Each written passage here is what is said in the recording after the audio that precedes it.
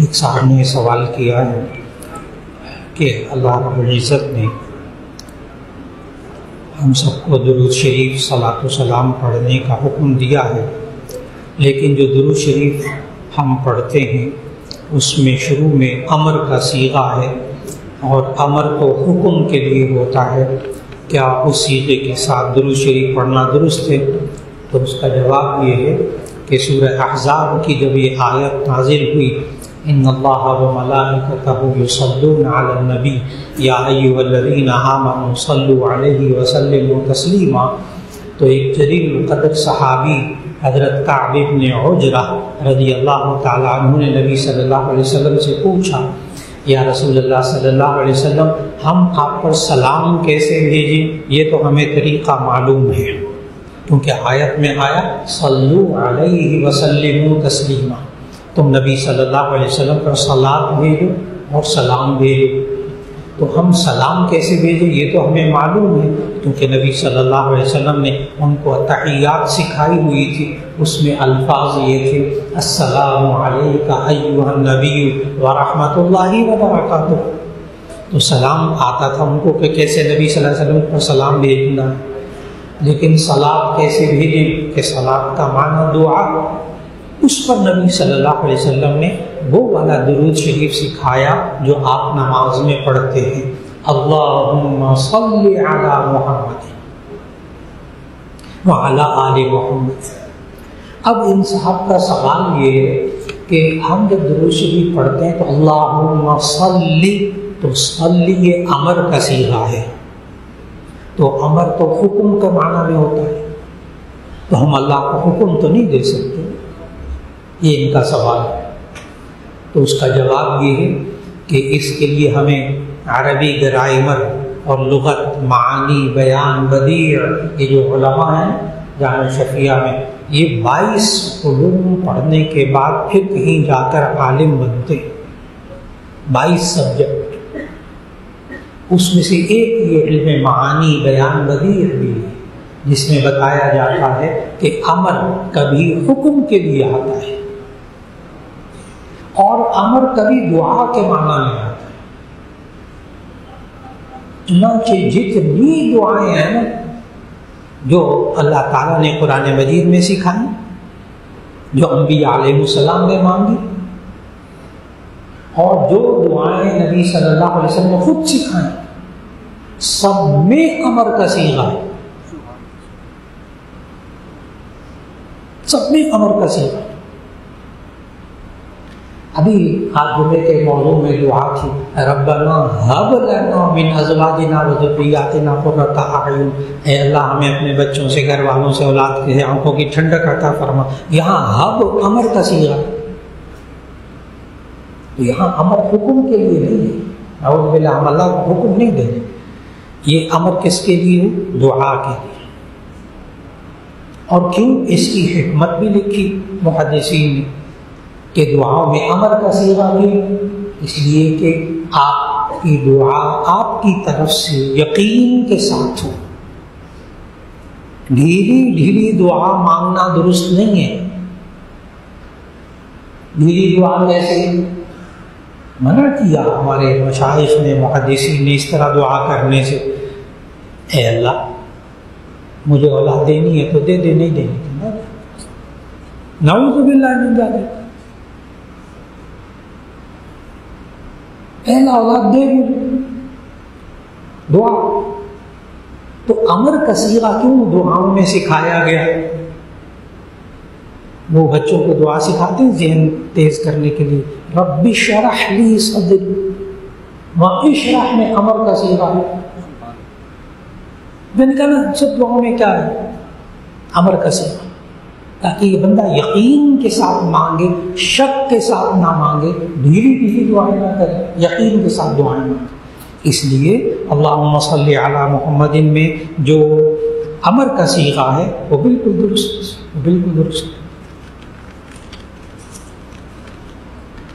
ایک صاحب نے کہا کہ یہ غالباً طالب علم ہیں، کہتے ہیں اگر جمعے کے دن پیپر ہو تو وہاں پہنچنے میں وقت لگتا ہے، جس کی وجہ سے جمعے کی 2 رکعت فرض تو ہو جاتے ہیں، مگر باقی رکعت کے لیے وقت اگر لگا دیں تو پرچی کی جگہ پہنچنے میں، پیپر دینے میں دیر ہو جاتی ہے۔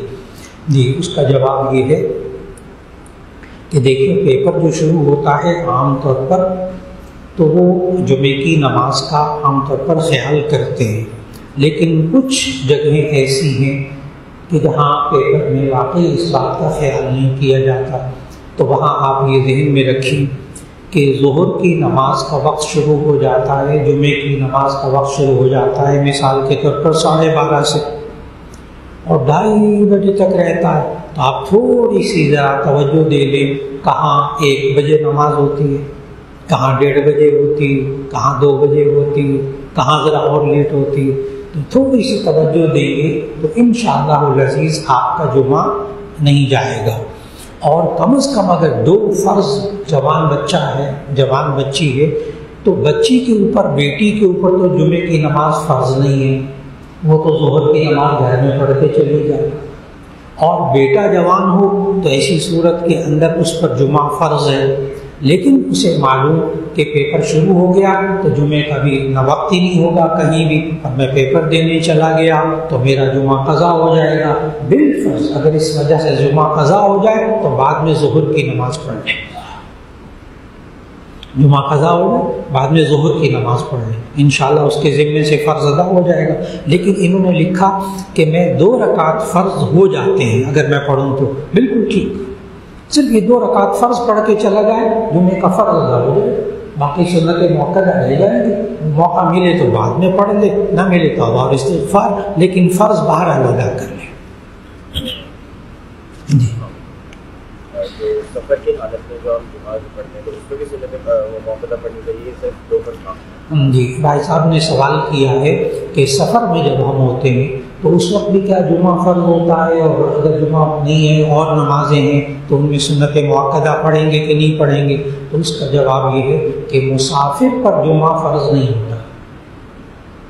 مسافر پر جو 77 کلومیٹر دور چلا جائے، یعنی 48 میل 77 کلومیٹر، اگر وہ دور کہیں جاتا ہے تو اس پر جمعہ فرض نہیں ہوتا، اگر وہ 15 دن سے کم ٹھہرنے کی نیت کرتا ہے۔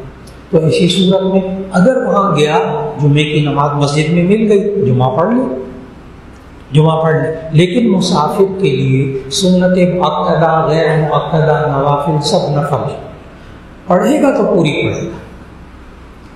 اگر 4 سنتیں ہیں، وقت ہے اس کے پاس، تو 4 سنتیں مؤکدہ پڑھے گا، اس میں قصر نہیں، اس میں قصر نہ پڑھے مسافر سنتیں تو گناہ نہیں۔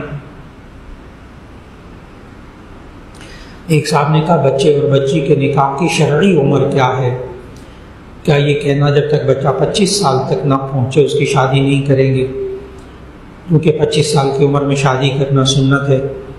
تو اس کا جواب یہ ہے کہ نبی کریم صلی اللہ علیہ وسلم کی تمام اسوہ حسنہ، وہ اس کی ایک ایک بات پر عمل کیجیے، لیکن ایک ہے شرعی طور پر نکاح کب آپ کر سکتے ہیں؟ تو اس کا جواب یہ ہے کہ زندگی کے کسی بھی لمحے میں آپ بچے یا بیٹی کا نکاح کر سکتے ہیں، اس کے لیے شرعی طور پر عمر کی کوئی قید نہیں ہے، نکاح کر سکتے ہیں، کوئی عمر شرعی طور پر کوئی قید نہیں۔ لیکن قانونی طور پر اب قید ہو گئی ہے، قانونی طور پر اب 18 سال کا لڑکا، 18 سال کی لڑکی، پہلے یہاں پنجاب میں 16 سال تھی لڑکی کی، 17 سال ہوئی، پھر اب 18 سال باقاعدہ قانون بن گیا پنجاب کا۔ اب تو 18 سال سے کم عمر لڑکے یا لڑکی کا نکاح اگر پڑھائے گا کوئی خطیب تو اس کو بھی، نکاح پڑھانے والے کو بھی جیل جانا پڑے گا، ضابطہ بنتا۔ اب ایسی صورت میں اس ضابطے کا خیال کر لیا جائے، کم از کم یہ ہے کہ بالغ ہو جائے بچہ، 18 سال کا، 18 سال کی لڑکی، 18 سال کا لڑکا، کوشش کی جائے اس کا نکاح ہو جائے، اس کی شادی ہو جائے، ذرا اور عمر بڑھا لے۔ لیکن ہمارے معاشرے میں پہلے وہ میٹرک کر لے، پھر FSC کر لے، پھر وہ ڈاکٹر بن جائے، پھر اس کے بعد اسپیشلائزیشن کر لے، 30 سال پکے پکے۔ اب 30 سال کی عمر کے بعد پھر نکاح میں کمپرومائز کرنا پڑتا ہے، ہم کوئی سمجھوتا کرنا پڑتا ہے۔ 30 سال کی بچی عمر، ہاں اسی طرح لڑکوں کو بھی 30 سال تک نہ لے جائیں، لڑکیوں کو بھی نہ لے جائیں۔ عام ماحول دیکھیں، ماحول دیکھنے کے بعد اس کی شادی جتنی جلدی ہو سکے کر دیجیے، لیکن قانونی ضابطے بھی پورے کر لیجیے تاکہ مشکلات پیش نہ آئیں۔ ایک صاحب نے کہا بچوں کی تربیت کے حوالے سے کوئی کتاب بتا دیں، تو اس کا جواب یہ ہے کہ بہت سی کتابیں لکھی گئی بچوں کی تربیت پر، لیکن آپ مارکیٹ میں دیکھیں گے تو اب بیت العلم والوں نے، حضرت مولانا مفتی حنیف عبد المجید صاحب دعوت برکاتہ اللہ ان کو صحت عافیت سے رکھے، کراچی میں ہوتے ہیں، انہوں نے بڑی صاف ستھری کتابیں لکھی ہیں بچوں کی تربیت کے بارے میں، ماں کی تربیت کے بارے میں، باپ کی تربیت کے بارے میں، اور دلہا اور دلہن الگ الگ تحفہ دلہا تحفہ دلہن کتابیں لکھی۔ ایسی صورت میں وہ کتابیں بڑی صاف ستھری کتابیں اور بڑی مضبوط کتابیں، حوالوں کے ساتھ انہوں نے باتیں لکھی قرآن و سنت کی، تو بہت اچھی کتابیں، وہ لے کر ضرور بچوں کو دی جائیں پڑھنے کے لیے۔ ایک صاحب نے کہا کالے جادو کا توڑ کیسے کریں؟ کالا جادو کیا، جادو کیا برابر؟ اللہ تعالیٰ نے ہمیں قرآن مجید میں سمجھایا کہ جادو ایک مخلوق ہے، جادو ایک مخلوق ہے اللہ کی، چاہے اللہ اس میں اثر ڈالے چاہے نہ ڈالے، جیسے آگ ہے، آگ اللہ کی مخلوق ہے، چاہے اللہ اس کو اسے جلائے یا نہ جلائے۔ لیکن اللہ تعالیٰ نے ہاروت اور ماروت والا پورا واقعہ ذکر کیا سورۃ البقرہ میں، وما انزل علی الملکین ببابل ہاروت وماروت وما يعلمان من احد حتى يقولا انما نحن فتنة فلا تکفر۔ سلیمان علیہ السلام کے زمانے میں جادو کا بڑا زور تھا، اللہ نے 2 فرشتوں کو نازل کیا جادو سکھا کر لوگوں کی آزمائش کے لیے۔ وہ کیا کہتے تھے؟ دیکھو یہ جادو مت سیکھو، انما نحن فتنة، ہم آزمائش ہیں، فلا تکفر، تم کفر مت اختیار کرو۔ اس لفظ فلا تکفر کے تحت حضرت مولانا مفتی شفیع صاحب رحمۃ اللہ علیہ نے معارف القرآن میں لکھا، تفسیر معارف القرآن میں، فلا تکفر کے تحت جادو کرنے والا بھی کافر ہوتا ہے، جادو کروانے والا بھی کافر ہوتا ہے۔ تفسیر میں دیکھیے، جادو کرنے والا بھی کافر، جادو کروانے والا بھی کافر۔ اور یہ اللہ نے ہمیں اس رکوع میں ایک اور بات بتائی، جادو کے اندر ہمیشہ نیگیٹو اثر ہوتا ہے، پازیٹیو نہیں ہوتا۔ جادو کے اندر ہمیشہ نیگیٹو اثر ہوتا ہے، پازیٹیو نہیں ہوتا۔ وہ آیت میں کیا، فَيَتَعَلَّمُونَ مِنْهُمَا مَا يُفَرِّقُونَ بِهِ بَيْنَ الْمَرْءِ وَزَوْجِهِ، وہ سیکھتے تھے ان جادوگروں سے تاکہ میاں بیوی میں جدائی کر دیں، یہ خوش کیوں رہتے، لڑ رشتہ ختم۔ فَيَتَعَلَّمُونَ مِنْهُمَا مَا يَضُرُّهُمْ وَلَا يَنْفَعُهُمْ، وہ لوگ ان سے سیکھتے تھے وہ جادو والے کام، یضرہم، جس سے نقصان پہنچا سکتے تھے، ولا ینفعہم، فائدہ نہیں دے سکتے تھے۔ جادو میں نیگیٹو، پازیٹیو نہیں، اللہ نے سمجھایا، ورنہ جادوگروں اگر پازیٹیو کام لینے ہوتے تو وہ اتنے غربت کے حالات میں کیوں رہتے؟ وہ جادو کے ذریعے کوٹھیاں بنا لیتے، بنگلے بناتے، نوٹ چھاپتے، وہ خود اتنے برے حال میں کیوں ہے؟ اس لیے کہ ہوتا ہے اس میں نیگیٹو اثر ہوتا ہے، پازیٹیو نہیں ہوتا۔ اور جادو کرنے سے، جادو سیکھنے سے پہلے ایمان کو ختم کرنا پڑتا ہے۔ اس لیے مفتی شفیع صاحب رحمۃ اللہ نے لکھا کہ ان کلمات کے کہے بغیر جن سے انسان بالکل ایمان ختم ہو جاتا ہے، اس کے بغیر جادو کا عمل سیکھ ہی نہیں سکتے، کر ہی نہیں سکتے۔ اب ان کا سوال تھا کہ کالے جادو کا توڑ کیسے کریں، تو اب میں جواب دینے لگا ہوں، ساری بات آپ کو سمجھا دی۔ کہ اگر کبھی پتہ چل جائے کہ جادو کا عمل ہوا ہے تو ایسی صورت میں کبھی بھی اس کا توڑ کرنے کے لیے جادوگروں کے پاس نہ جائیں، کبھی نہ جائیں۔ کیوں؟ اس لیے کہ جادو کے ذریعے جان کا نقصان ہو گیا، مال کا نقصان ہو گیا، ابھی ایمان باقی ہے، ابھی ایمان کی دولت باقی ہے۔ اور اگر اس نے جادوگروں کے ذریعے توڑ کروایا، یہ بھی مومن نہ رہا، ایمان ختم۔ ابھی میں نے تفسیر معارف القرآن کا حوالہ دیا، فلا تکفر کے تحت لکھا حضرت جادو کرنے والا کروانے والا دونوں کافر۔ اب سوال یہ ہے کہ اس کا علاج کیسے کریں؟ دیکھیے نبی صلی اللہ علیہ وسلم کی ذات پر کیا ہوا، ذات اقدس، اللہ چاہتا تو ان پر جادو کا اثر نہ ہوتا نا۔ معوذتین، قل اعوذ برب الفلق، قل اعوذ برب الناس، ان دونوں آیتوں کی تفسیر میں حضرت مولانا مفتی شفیع صاحب رحمۃ اللہ علیہ نے پورا واقعہ لکھا جو میں بتانے لگا، اور اس واقعے کا ابتدائی حصہ بخاری شریف میں موجود ہے، صحیح بخاری میں موجود ہے کہ نبی صلی اللہ علیہ وسلم کا ایک مشرک تھا لبید ابن عاصم، اتنا سخت جادو کرنا چاہتا تھا کہ وہ خود نہیں کر سکتا تھا، جوان بیٹیوں کو اس جادو میں اس نے لگایا۔ اور کیا کیا؟ نبی صلی اللہ علیہ وسلم کے بال مبارک لمبے ہوتے تھے، انہوں نے نبی صلی اللہ علیہ وسلم کے کچھ بال لیے، بال لے کر اس کا دھاگا بنایا، دھاگا بنا کر اس کی 11 گرہیں لگائیں اس میں۔ یہ سب باتیں میں تفسیر معارف القرآن سے نقل کر رہا ہوں۔ 11 گرہیں لگائیں، اور گرہیں لگا کر بئر زروان، ایک کنویں کا نام، اس کی نچلی منڈیر جو پانی والی تہ کے ساتھ ہوتی ہے وہاں وہ کنگھی دبا دی، 11 گرہیں لگا کر کنگھی پر لپیٹ کر اس میں دبا دی۔ اب میں بخاری شریف کی حدیث سنانے لگا، نبی صلی اللہ علیہ وسلم کی طبیعت ناساز ہو گئی، آپ لیٹے ہوئے تھے، تو اللہ نے ایک فرشتہ ان کے سرانے کھڑا کیا، ایک فرشتہ پائنتی کی طرف کھڑا کیا، اور 2 مردوں کی صورت میں آئے، یہ بخاری شریف کی حدیث۔ تو وہ دونوں آپس میں باتیں کرنے لگے کہ ان صاحب کو کیا ہو گیا ہے۔ دوسرے نے جواب دیا کہ فلاں شخص نے ان پر جادو کر دیا ہے، اور وہ جادو کنگھی کے اوپر 11 گرہیں لپیٹ کر بنا کر وہ اس نے بئر زروان کے کنویں کے نیچے منڈیر میں رکھا ہے۔ یہ کھڑے ہو کر باتیں کرنے کا ذکر صحیح بخاری شریف میں ہے۔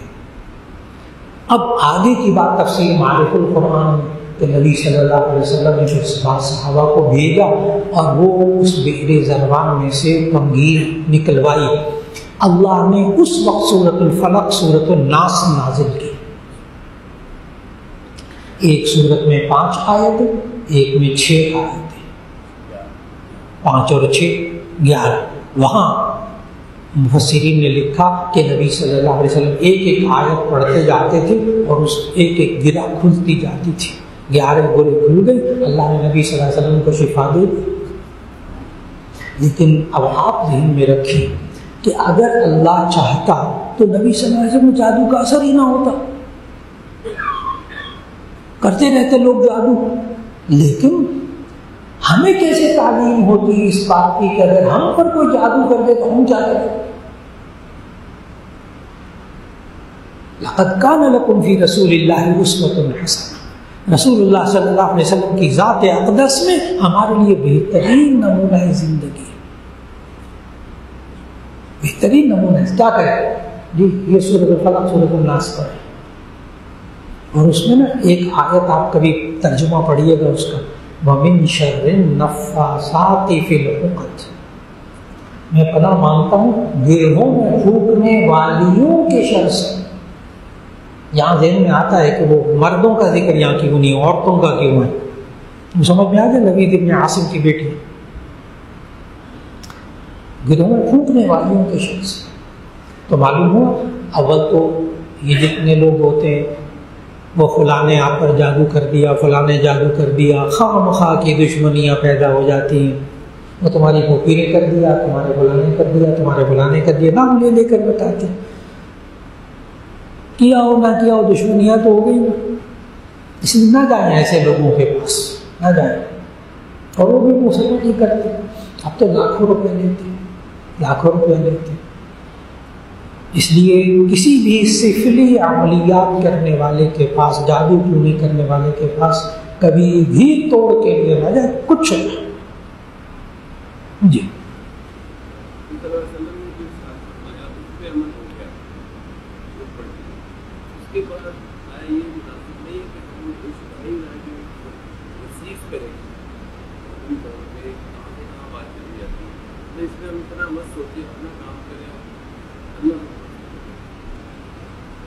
جی آپ کے کہنے کا مقصد یہ ہے کہ بیچ میں سوال کیا چیز؟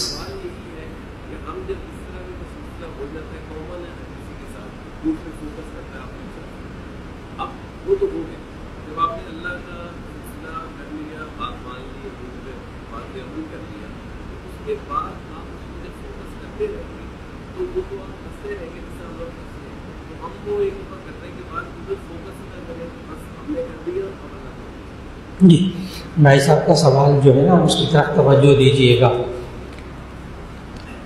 کیا ہم چند دفعہ پڑھ کے قل اعوذ برب الفلق قل اعوذ برب الناس پڑھ کے اپنے اوپر جادو ہو گیا، چلو جی پڑھ کے فارغ ہو گئے؟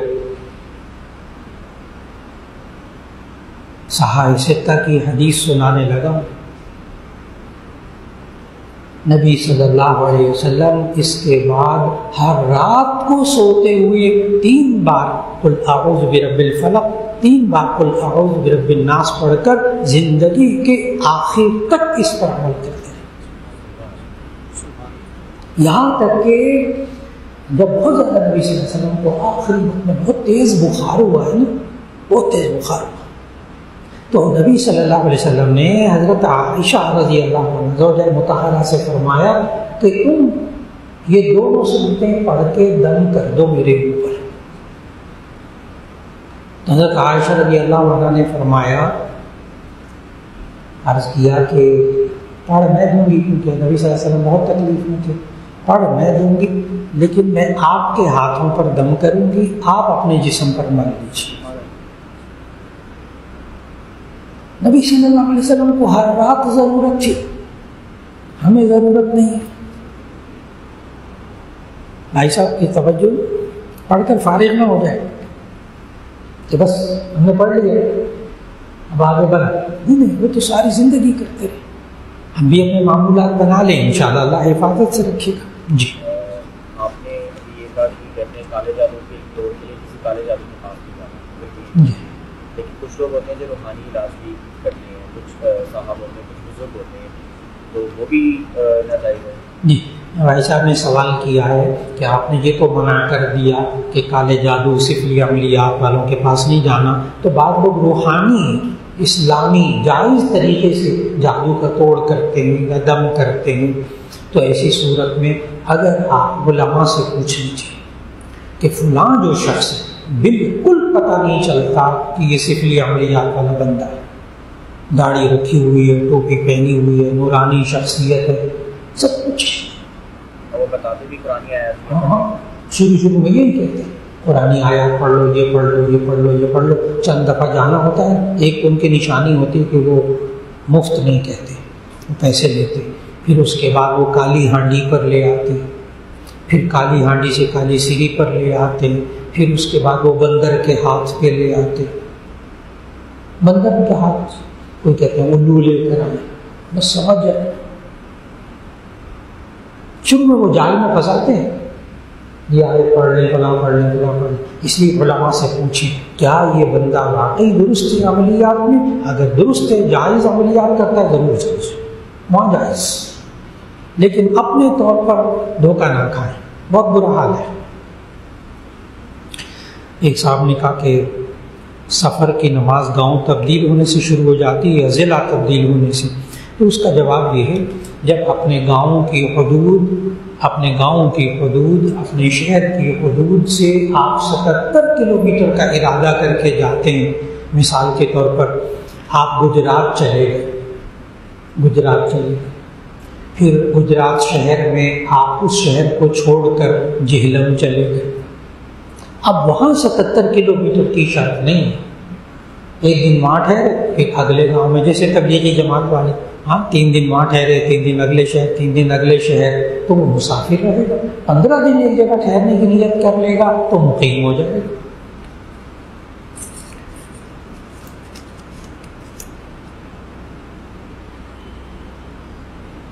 ایک صاحب کہتے ہیں سنت کے مطابق کھانے کا ٹائم اور صبح کا ورزش کا طریقہ بتا دیجیے۔ اچھا جی، جو ورزش کا طریقہ ہے وہ تو ایک الگ چیز ہے، ورزش والوں سے پوچھ لیجئے، ڈاکٹر حضرات سے پوچھ لیجئے۔ اور سنت کے مطابق کھانا کھانے کا ٹائم نبی صلی اللہ علیہ وسلم کہ جو سنت یعنی طریقہ رہا تو وہ اوقات کئی وقت کھانا نہیں کھاتے تھے، لہذا شریعت نے ہمیں پابند نہیں کیا کہ آپ 2 وقت کھانا کھائیں، 3 وقت کھانا کھائیں، صبح شام کھانا کھائیں یا دوپہر کو کھانا کھائیں، یہ تو متعین نہیں کیا۔ ہاں یہ ضرور متعین کیا ہے کہ حلال کھانا کھائیں، سنت کے مطابق ہاتھ دھو کے کھائیں، بسم اللہ پڑھ کے کھائیں۔ اور قرآن مجید میں اللہ تعالیٰ نے کھانے کا طریقہ بتایا، کلوا واشربوا ولا تسرفوا، کلوا واشربوا ولا تسرفوا، کھاؤ پیو زیادتی نہ کرو، کھاؤ پیو زیادتی نہ کرو بس۔ تو اس لیے کھانے کا ٹائم کو شریعت نے مقرر نہیں کیا قرآن و سنت میں کہ اس وقت میں کھا سکتے اس وقت میں نہیں کھا سکتے، یہ شریعت نے مقرر نہیں کیا۔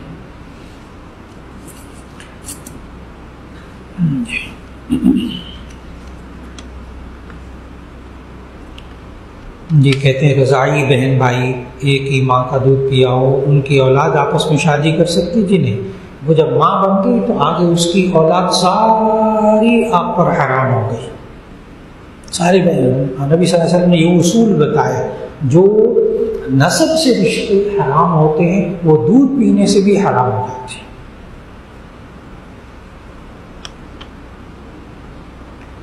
ایک صاحب نے کہا کہ اپنے رشتہ داروں میں شادی کرنی چاہیے یا غیر خاندان میں شادی کرنی چاہیے، تو اس کا جواب یہ ہے کہ ہمیں اس پر بھی شریعت نے کوئی پابند نہیں کیا، چاہے آپ رشتہ داروں میں کریں، خاندان میں کریں یا خاندان سے باہر کریں۔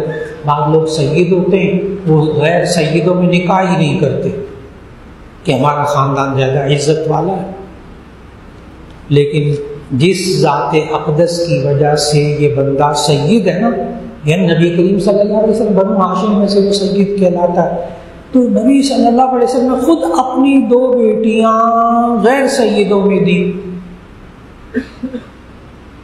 حضرت عثمان غنی رضی اللہ عنہ، ہم نے پہلی ایک بیٹی کا نکاح کیا، پھر وہ فوت ہو گئی، پھر دوسری بیٹی کا نکاح کیا، تو نبی صلی اللہ علیہ وسلم تو غیر سیدوں میں نکاح کر دیا۔ یہ بندہ کیا سنت پر عمل کیوں نہیں کر رہا؟ اس لیے شرعی طور پر کوئی پابندی نہیں، چاہے آپ خاندان میں شادی کریں چاہے خاندان سے باہر شادی کریں۔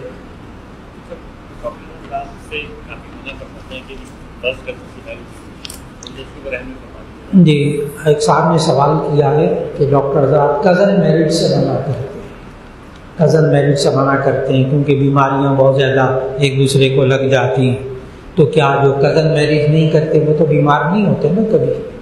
نہ ان کو شوگر ہوتی ہے، نہ بلڈ پریشر ہوتا ہے، نہ ان کا دل کی بیماری ہوتی ہے، نہ ان کو ہیپاٹائٹس ہوتا ہے۔ جی میڈیکل سائنس بہت اچھی طرح پڑھی، اب چند ایک چیزوں میں ڈاکٹر آ گئے ہیں بس۔ اب ڈاکٹر وہ وقت گزر گیا، آپ کے ابا جی کو شوگر تھی، بس آپ کو بھی شوگر ہوگی، آپ کی والدہ کو شوگر تھی، آپ کو بھی شوگر ہوگی۔ اب یہ ہوتا ہے کہ ماں باپ میں کسی کو شوگر نہیں ہوتی، اس بندے کو شوگر ہو جاتی ہے، ماں باپ کو دونوں کو شوگر ہوتی ہے اور اولاد کو آگے کسی کو شوگر ہوتی ہے۔ اب چند ایک چیزیں جو سائنسی طور پر حقیقت پسند ہے، وہ تھیلیسیمیا کی ہے تکلیف، تھیلیسیمیا یعنی جو بہت زیادہ تحقیق کے ساتھ۔ اسی طرح ہیپاٹائٹس کی بعض صورتیں ایسی ہیں کہ اگر میاں بیوی میں کسی کو ہو تو ایسی صورت میں اولاد میں منتقل ہونا یقینی ہوتا ہے، ورنہ جو ڈاکٹر حضرات سمجھا دیں اس پر عمل کرنے کی کوشش کریں، لیکن بالکل ہی کزن میرج نہ کریں تو کیا بیمار نہیں ہوں گے؟ اب وہ وقت گزر گیا، پہلے تھا یہ بہت زیادہ، لیکن اب کزن میرج درست، لیکن ڈاکٹر کیا کہتے ہیں کہ وہ مخصوص بیماریاں جو اب بھی سائنس کہتی ہے کہ میاں بیوی کو ان میں سے ایک کو خالی ہونا چاہیے، ہر ایک کو درست۔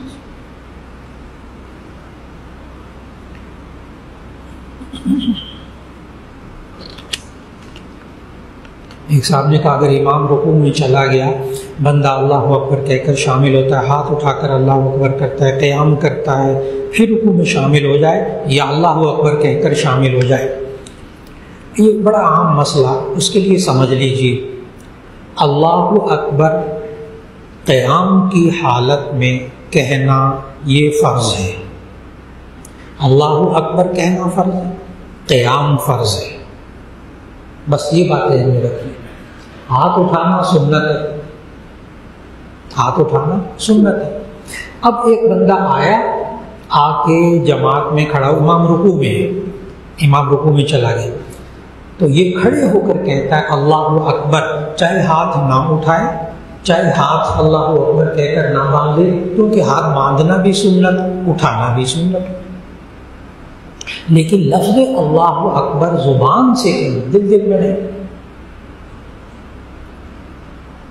اللہ اکبر کہہ کر کھڑا رہا، ایک لمحہ کھڑا رہا، پھر اس کے بعد رکوع میں چلا گیا تو اس کو رکعت مل گئی۔ لیکن اگر وہ وضو کر کے پیچھے سے نہ دیکھا، امام رکوع میں، خود بھی رکوع میں جھکتا ہوا آ گیا اور آ کر جماعت میں شریک ہو گیا، قیام چھوٹ گیا،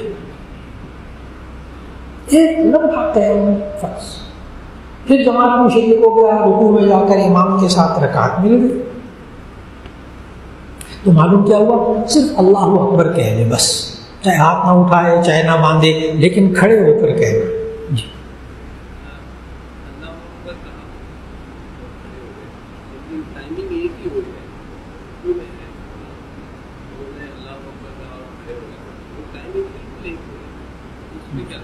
ہاں، میں نے یہ کہا کہ اگر کوئی صاحب، میں سوال کو دوہرا دیتا ہوں، اگر ایک بندہ کھڑے ہو کر اللہ اکبر کہتا ہے، ادھر امام سمیع اللہ لمن حمیدہ کہہ دیتے ہیں اسی وقت، تو آپ نے غور کرنا ہے اس امام نے اس کے اللہ اکبر کہنے سے پہلے سر اٹھا لیا تھا یا سمیع اللہ لمن حمیدہ کہنا شروع کر دیا تھا، تو اس کا رکوع رہ گیا، اب اس کی رکعت نہیں ملی۔ ایک لمحہ رکوع کے اندر امام کے ساتھ رہنا، ایک لمحہ بھی، تو اس کی نماز ہو گئی، رکعت مل گئی۔ ایک صاحب نے کہا نماز کے بعد درود شریف کے بعد دعا کے متعلق بتائیں کہ یہ ضروری ہے، اس کے بغیر نماز ہو جاتی ہے، اس کے علاوہ بھی کوئی دعا نماز میں پڑھ سکتا ہے؟ تو اس کا جواب غور سے سنیے گا۔ اتحیات میں بیٹھنا آخری قاعدے میں یہ فرض ہے، اتحیات میں بیٹھنا، صرف بیٹھنا فرض ہے، درمیان والے اتحیات میں بیٹھنا واجب ہے۔ ایک یہ بات سمجھ میں آ گئی؟ اتحیات میں آخری قاعدے میں بیٹھنا فرض ہے، تشہد پڑھنا، اتحیات پڑھنا واجب ہے، درود شریف پڑھنا سنت ہے، دعا پڑھنا سنت ہے۔ اب بات واضح ہو گئی۔ اگر کوئی التحیات عبدہ ورسولہ پڑھ کے سلام پھیر دے تو اس کی نماز مکمل ہو گئی۔ عبدہ ورسولہ کیا رہ گیا؟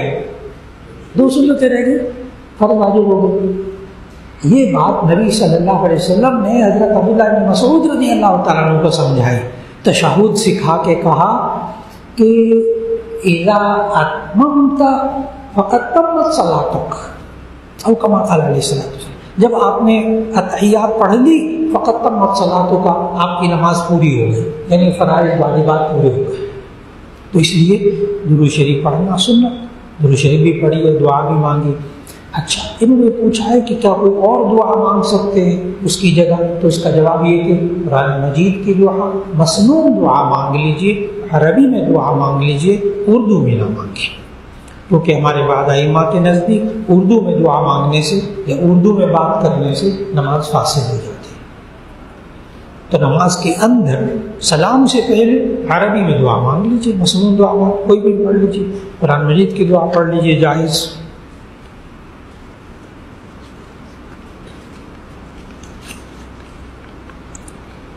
ایک صاحب نے کہا کہ حقوق العباد میں کون کون سے رشتے ذمہ داریاں آتی ہیں، کیا ان میں کوتاہی کی معافی ہے؟ جی، حقوق العباد کے سلسلے میں والدین کے الگ حقوق، بیوی کے الگ حقوق، بچوں کے الگ حقوق، رشتہ داروں کے الگ حقوق۔ بس آسان سی بات سمجھ لیں کہ ایک طرف حق ہوتا ہے، وہی دوسرے کا فرض ہوتا ہے۔ ہم حقوق کی بات کرتے ہیں، فرائض کی بات نہیں کرتے کہ ہمارا فرض کیا ہے، ہمارے فرائض کیا ہے۔ تو ماں باپ کے فرائض الگ، جسے آج کل ہمارے جمعے کے اندر چل رہا ہے، اچھی تربیت، نام رکھنا، اچھا فلاں کرنا، کچھ چیزیں سنت، کچھ چیزیں فرض۔ پھر اسی طرح میاں بیوی کے حقوق و فرائض، ان کا مطالعہ کیجیے۔ لیکن حقوق اللہ، انہوں نے جو سوال کیا کیا اس میں کوتاہی کی معافی ہے، تو اس کا جواب یہ ہے کہ اس بندے سے معافی مانگ لیں جس کا حق ادا نہیں کیا، یا حق ادا کر دیں یا معافی مانگ لیں۔ حقوق العباد توڑ کر اللہ سے معافی مانگیں گے، اللہ معاف نہیں کرے گا۔ بس یہ ایک پیچیدگی ہے اس میں، معافی ہے لیکن بندے سے مانگنی ہے۔ کیا یہ حدیث ہے کہ حافظ کے والدین کے سر پر سونے کا تاج ہوگا، اور کیا وہ بہت سے گناہ گاروں کی بخشش کروا سکے گا؟ تو اس کا ہے جی ہاں، یہ باقاعدہ حدیث حضرت مولانا شیخ الحدیث مولانا زکریا صاحب رحمہ اللہ نے فضائل قرآن میں باقاعدہ وہ حدیثیں نقل کی ہیں، ان کا ضرور مطالعہ کر لیجیے۔ ایک صاحب لکھتے ہیں طالب علم ہوں اور مجھ سے گناہ ہو جاتے ہیں تو میں کیا کروں؟ تو اس کا، اور میرا پڑھائی میں بھی دل نہیں لگتا، تو اس کا جواب غور سے سنیے گا۔ نوجوانوں کو آج بار بار بتانے کی ضرورت ہے کہ گناہوں سے معصوم صرف انبیاء علیہ السلام ہیں، گناہوں سے معصوم صرف انبیاء علیہ السلام۔ ہم انسانوں سے گناہ ہوتے رہتے ہیں، جب گناہ ہو توبہ اور استغفار کریں، پریشان نہیں ہونا گناہوں سے، پریشان ہونے سے مسئلہ حل نہیں ہوگا۔ مسئلہ کس سے حل ہوگا؟ جب گناہ ہو جائے توبہ اور استغفار، اور ساتھ ساتھ یہ کلمات کہ اے اللہ میں اس گناہ سے معافی مانگتا ہوں، آئندہ گناہ نہیں کروں گا، نہ چھوٹے تو اللہ سے یہ دعا مانگنا شروع کر دیں، اے اللہ مجھ سے گناہ چھوڑوا دے، لیکن توبہ اور استغفار نہ چھوڑے۔ بس انشاءاللہ آہستہ آہستہ اس گناہ سے اللہ بچا لے گا انشاءاللہ۔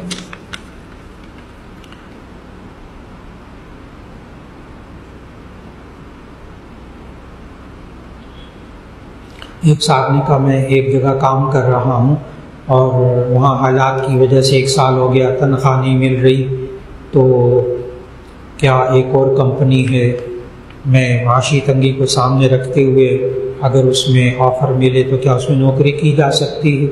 تو اس کا جواب ہے کہ جی ہاں، جی اس کے لیے بس یہ دیکھ لیں کیا وہ کمپنی حلال کام کرتی، حرام کام تو نہیں کرتی۔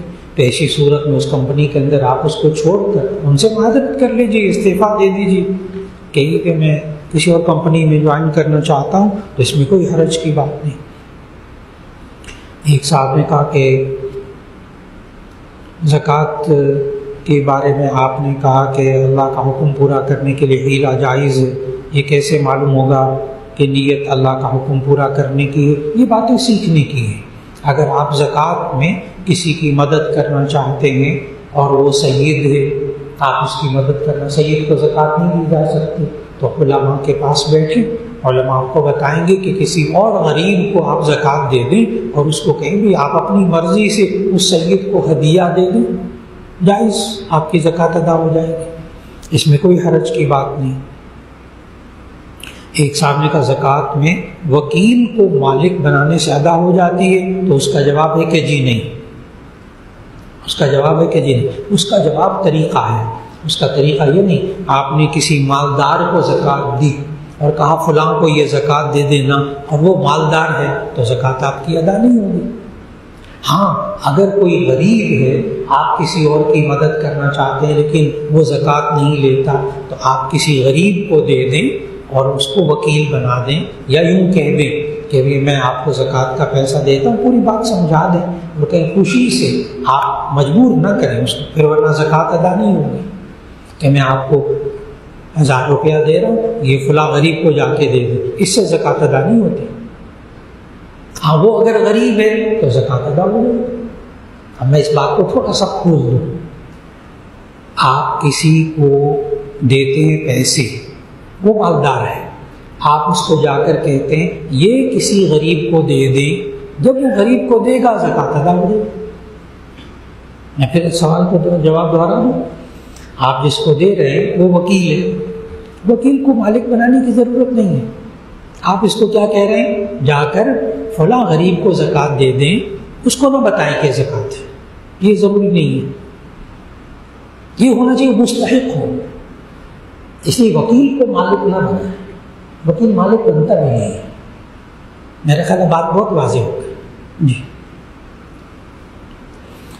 وقت بہت زیادہ ہو گیا. چلیے, ایک صاحب نے کہا ہے کہ یہ جو میوچل فنڈ میں انویسٹمنٹ کرنا جائز ہے, اس کا جواب یہ کہ اگر وہ بینک اسلامی ہے اس کی, اور وہاں سے پوچھ لیں مفتیان کرام سے کہ اس کے پروڈکٹ ساری حلال ہیں تو پھر جائز ہے. اگر اسلامی بینک ہے اس کی ساری جتنی کام ہے اس کے سارے حلال ہیں پھر اس میں حلال ہوگا ورنہ نہیں.